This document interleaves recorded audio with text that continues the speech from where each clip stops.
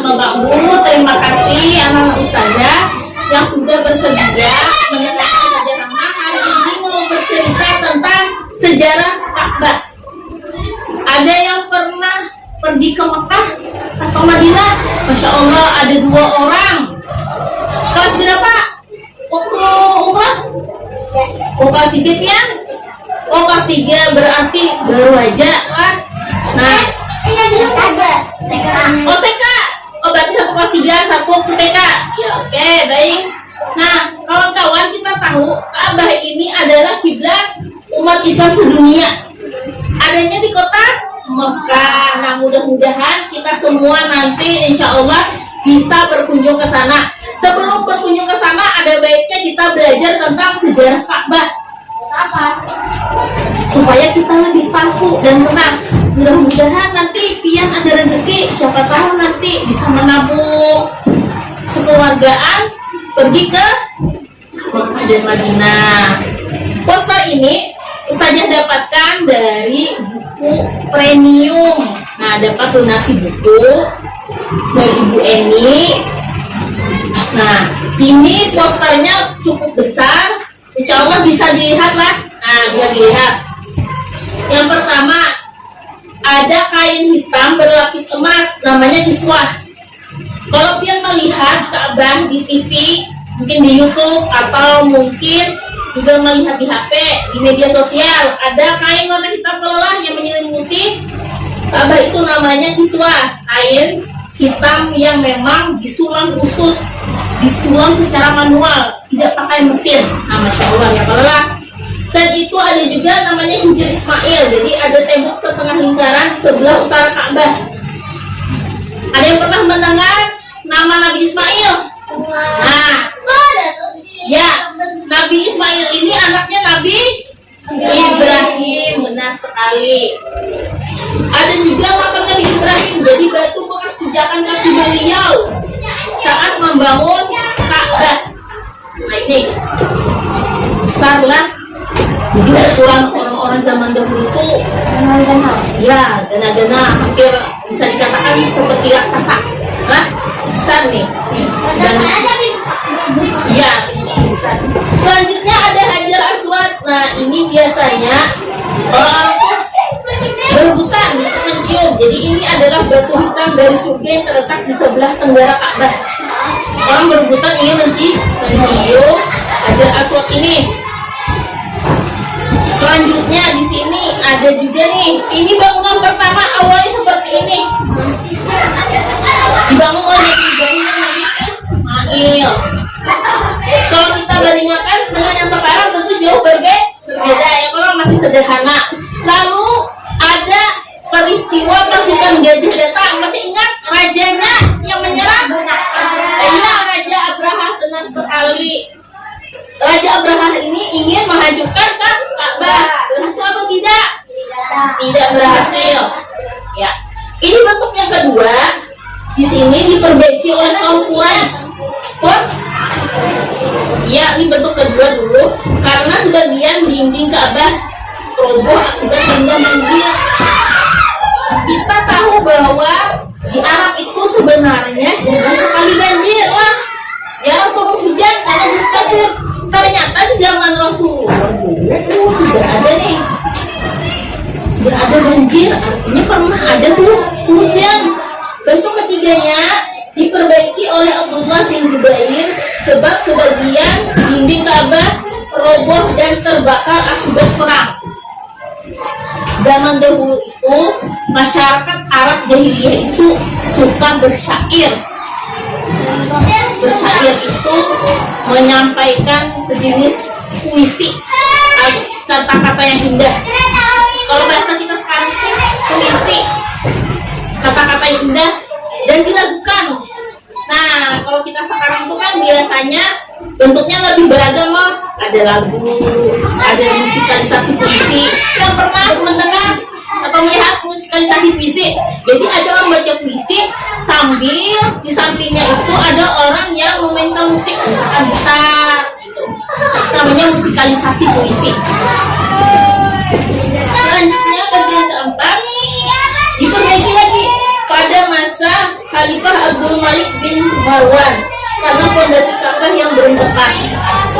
Dari sini ada 4 kali perbaikan dari Ka'bah ini. Ustazah lanjut sedikit lagi. Nah ini Masjidil Aqsa. Kita baru mengadakan acara di masjid tentang apa kemarin? Donasi untuk donasi anak Palestina. Ini ada gambar Masjid Qubbah As-Sakhrah. Nah ini banyak orang yang menyebut Masjid Aqsa, sebenarnya bukanlah. Ini namanya ya, bukan Masjid Al-Aqsa. Jadi Masjid Al-Aqsa itu punya kompleks yang luas. Di bawah Ya. banyak itu kan masalah sampai itu Nabi Adam. Ya, nah ini kompleksnya nih, ini kompleksnya. Jadi luasnya itu 144.000 meter persegi, 1/6 dari luas kota Al-Quds. Jadi di situ ada Masjid Qubbah As-Sakhrah, Masjid Al-Qibli dan beberapa masjid lain. Nah, seperti itu. Masjid Al-Aqsa ini kenapa sih terkenal? Karena ini masjid kedua yang dibangun di bumi setelah Masjidil Haram. Masjid ini terletak di kota Al-Quds, Palestina. Dibangun pertama kali oleh Nabi Adam. Ya, lawan juga. Itu ada lain. Ya, Jadi kiblat pertama. iya benar. Nabi Adam ini membangun Masjidil Aqsa ini dibangun pertama kali, dan Al-Aqsa itu artinya jauh. Disebut jauh apa? Karena letaknya jauh dari Masjidil Haram di Mekah, jauh jaraknya. Jauh. Pasangan Iya. Kalau kita pakai pesawat mungkin dekat lah. Kalau kita jalan juga, kaki. ya jauh 8 sekali. kilometer. Ya, Kan udah ada dari satu bulan. oke. Lalu di sini tahun 1389 Hijriah atau tahun kita Masehi 1969, Zionis Israel pernah membakar sebagian bangunan Masjid Al-Aqsa. Nah, pernah dibakar. Lalu Nabi Sulaiman juga pernah membangun kembali Masjid Al-Aqsa. Bahkan kita ingat cerita Isra Mi'raj lah. Nah, pada tahun 10 kenabian Rasulullah Mi'raj dari Masjidil Aqsa menuju langit. Ya, jadi mulai sini menuju langit Rasulullah tuh startnya menuju langit. Masih ingat kisah Isra Mi'raj?